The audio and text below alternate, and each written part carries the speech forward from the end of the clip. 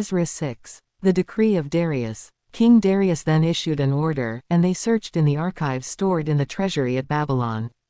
A scroll was found in the citadel of Ecbatana in the province of Media, and this was written on it. Memorandum. In the first year of King Cyrus, the king issued a decree concerning the temple of God in Jerusalem. Let the temple be rebuilt as a place to present sacrifices, and let its foundations be laid. It is to be 60 cubits high and 60 cubits wide, with 3 courses of large stones and 1 of timbers. The costs are to be paid by the royal treasury. Also, the gold and silver articles of the house of God, which Nebuchadnezzar took from the temple in Jerusalem and brought to Babylon, are to be returned to their places in the temple in Jerusalem. They are to be deposited in the house of God.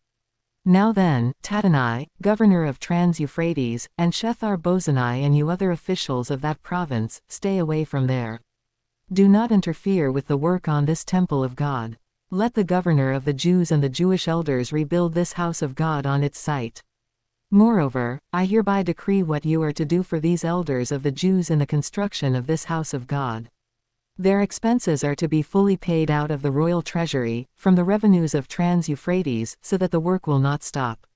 Whatever is needed, young bulls, rams, male lambs for burnt offerings to the God of heaven, and wheat, salt, wine and olive oil, as requested by the priests in Jerusalem, must be given them daily without fail, so that they may offer sacrifices pleasing to the God of heaven and pray for the well-being of the king and his sons. Furthermore, I decree that if anyone defies this edict, a beam is to be pulled from their house and they are to be impaled on it. And for this crime their house is to be made a pile of rubble. May God, who has caused his name to dwell there, overthrow any king or people who lifts a hand to change this decree or to destroy this temple in Jerusalem. I Darius have decreed it. Let it be carried out with diligence. Completion and dedication of the temple. Then, because of the decree King Darius had sent, Tattenai, governor of Trans-Euphrates, and Shethar-Bozenai and their associates carried it out with diligence. So the elders of the Jews continued to build and prosper under the preaching of Haggai the prophet and Zechariah, a descendant of Iddo.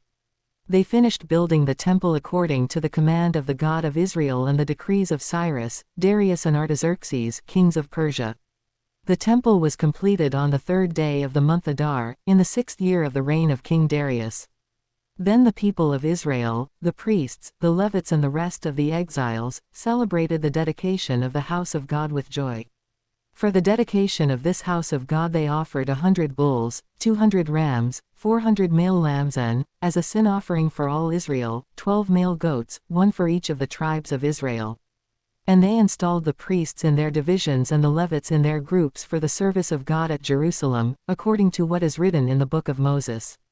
The Passover. On the 14th day of the 1st month, the exiles celebrated the Passover. The priests and Levites had purified themselves and were all ceremonially clean. The Levites slaughtered the Passover lamb for all the exiles, for their relatives the priests and for themselves.